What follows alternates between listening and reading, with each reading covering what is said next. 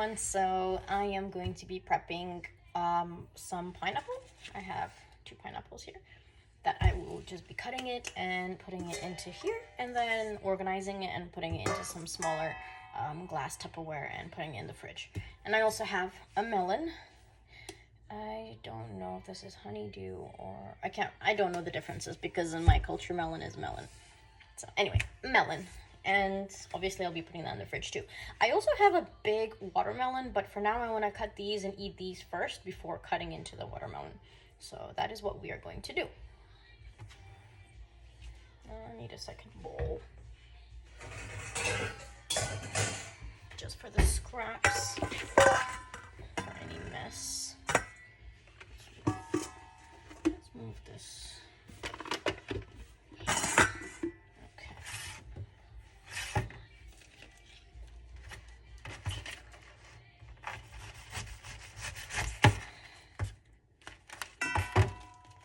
So you just take off the top part, and then you just peel basically everything off the skin, and then you'll be left with the flesh, and obviously you cut that to your liking. Just put this here.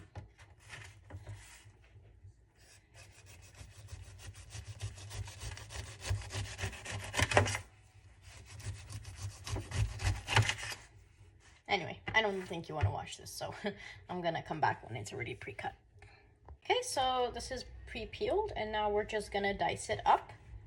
So some people like to leave the core, which is this middle part, but my husband doesn't, so I just cut it without the core. So I cut as close to the middle as possible. It's a bit slippery. And then I dice it.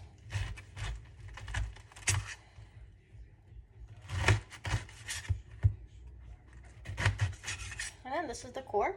I'm keeping it in this bowl that I have like the skin, and I'm going to make compote, which is basically juice. You boil the fruit and you get the syrup. It's like a syrup that comes out of it. And yeah, I'm just dicing this. And we place it into our bowl.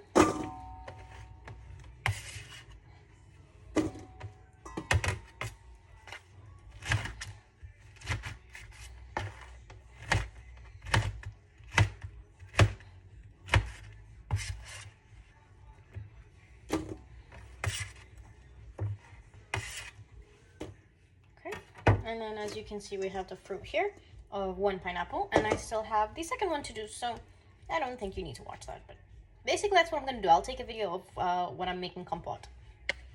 There you have it, guys. This is my pineapple here. So now I'm going to make the compote, and I will show you how it's done. I just need to pre-boil the water in the kettle, and then I will guide you. I'm also cutting right now a melon by the time the water boils, so I'm going to show you how it's done for those that don't know how to cut a melon, because let's be honest, people learn. So this is my melon. You basically cut it in half, and you need to scoop out the seeds. So let me get a small bowl. If I have one, I guess I can just use this small bowl where I can just scoop out the seeds. You just hold it and scoop it, basically.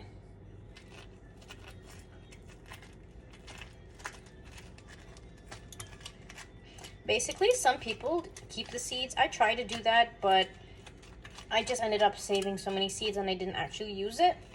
I feel like by the time I actually decided to use it, it had already gone moldy. You can eat them kind of like sunflower seeds. The only thing is with melons, the seeds are not as big as sunflower seeds. So I feel like it's more of a mission to eat, but they are very healthy.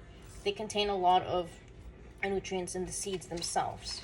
So if you're able to and you like to eat them, go for it. Nothing wrong with that. Basically, I think.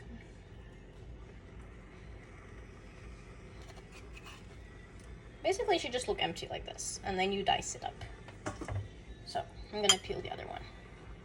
So now I'm gonna dice it up. So you just flip it onto its side and you cut. Some people, it depends how you want to eat it. Some people like to just grab it like this and you just eat it, but because I'm storing it in a container in the fridge, I just will cut out the skin from it. So for example, again, it's not perfect. Obviously when you're eating it, the way I first showed you, you have a better chance of like less wastage. You know what I mean? And we can just put this in here and peel out any green stuff. And we need a container to put. Okay, let's put the peels with the other peels. Basically, and we just have these cubes that we're just gonna put in the container. That's how I do it. Right, so I just put the container of melon in one. I still have a little bit more I need to get another container for. So I will show you how to do the compote in just a second. I have all my peels, and this is the inside of a melon, and then they have the melon peels as well and the pineapple peels. We are going to go ahead and take our kettle that just boiled and fill it up with water. I may need to add another round of water if this is not enough.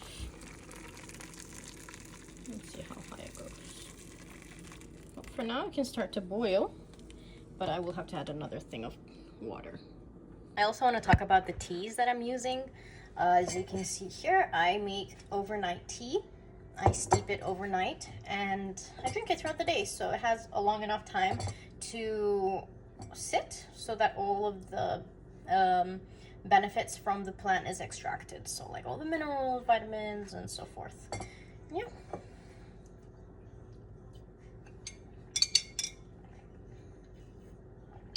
And it's very hydrating. I feel like I drink a lot.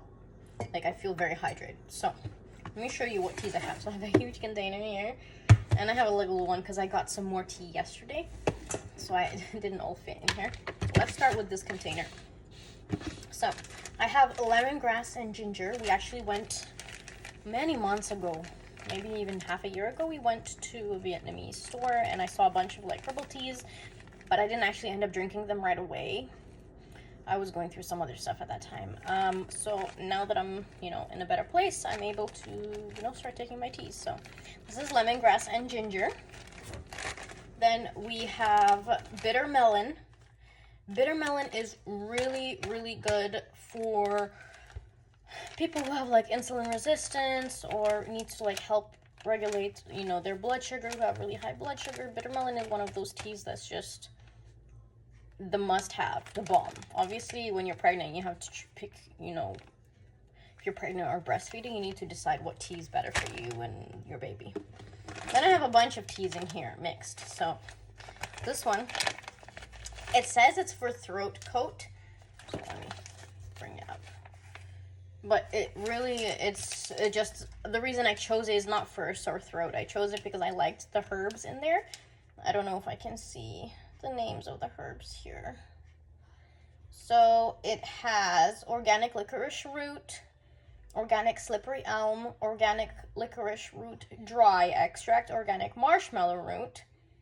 Then it has organic wild cherry bark, organic fennel fruit, organic cinnamon bark, organic orange peel. So I mostly went for the slippery elm because it's good for your stomach, and people who have a lot of issues generally need a better stomach lining. Like I know for myself personally, I have a weak stomach, so this should really be beneficial. Then let's see what else we have. We have lemon balm, if I can get it out. We have lemon balm, which is just a soothing, relaxing tea. It's it's basically an adaptogenic where it doesn't relax you kind of like chamomile does. It's more like it's more to help your body manage stress. So it's not something you're gonna take and then feel drowsy and sleep. I drink it and I'm fine. I'm not drowsy at all in the day. Then we have peppermint, which is just generally mint family is generally a healthy tea to take. And then I think that's all I have in here. Let's see what's down here. Also the throat ones. I think that's all I have here. Some of my teas are already finished, so I don't have the exact combinations. Here I have Ortilia and Rhodiola. So basically, this is a very good one, known in more Slavic countries. So in Russian, it's called Borovaya Matka, and then that's the first tea, the Ortilia. And then the other one is Krasnaya Shotka. So they're both really good for your hormones, for women who struggle with hormonal imbalances, and just helping generally the hormones, because it has phytoestrogen and phytoprogesterone, I believe. Anyway, it's like natural plant form of these hormones. I might have to move the phone since the kettle is boiling and I don't want it to boil down someone's ear. Okay, how do I put you here? Okay, so the next one is ginkgo biloba tea. This is all of them in one container, so there's no need for me to open it. And then we have spearmint tea. I'm running low, as you can see. Well, halfway. It was full. So I used 2 tea bags overnight, because ideally you're supposed to drink about 2 tea bags. It's good for regulating testosterone in the body and imbalances of hormones. So instead of me drinking like 2 different cups in a day, I just put 2 tea bags overnight so I still get the concentration. At the end of the day, I'm not chugging all of this down in like an hour. I'm drinking it slowly throughout the day, and I get like bits and bits throughout the day, if that makes sense. Then I have here raspberry leaf tea, which is really, really good for your reproductive system, especially for your uterus. It's a tonic, so it keeps your uterus in good condition. Anyway, this is chamomile and lavender. Chamomile obviously is relaxing. Lavender is also, so it's just something to help me manage stress. So I get stressed really easily. I'm the kind of person who just gets stressed really easily. I've always been like that since I was like a child. I've always been extremely stressed, so I feel like the teas definitely help. I mean, it's not like I'm never stressed anymore, but it helps you to get out of the stress, like not to be brewing in stress for like days on end. It helps you like overcome it, if that makes sense. So yeah, those are my teas, and we are going to boil the kettle and continue making the compote. So I'll be back when that's done. Okay, so I just filled it to the top, and we have to let it boil, not for very long. You don't need to boil it for too long. So I know it kind of looks like a hell of a concoction over here, but it'll come out nice. So you just let it boil for a few minutes, and then you can either add like honey or sugar, either like brown sugar or white sugar, whoever uses, or honey. I'll get to that when I'm gonna get to mixing. Okay, so this is my brown sugar. I'm mostly making compote for my husband because he, it's like a healthier version, since I make myself and him as well fresh squeezed juices, but I don't want to throw out the peels and I want to make something that's nice. Obviously, I can drink it as well. I'm just focusing right now on a low sugar diet, so that's the only reason. But let's go ahead and put it in. So we're just gonna go ahead and put the sugar in. Then we need to get a spatula or something. Mixing. And we just mix it, really. There's nothing special. And then once it's done boiling, for a few more minutes, maybe like 5-10 minutes at most, then I will let it cool, because once it starts to cool, it'll still extract more juice from the actual fruit. And once it's cooled, then I will obviously take out the fruit and everything, filter it through a sieve, and put it in some kind of jars and store it in the fridge. So that's basically it for now. I will update when it's in the jars or when it's cooled. Okay, so this is the juice basically of the compote, and I'm letting it cool a little bit more, and then I'll put it into the jars, and I'll show you that later. There you have it, guys. So the compote is ready, and all that needs to be done is placed in the fridge.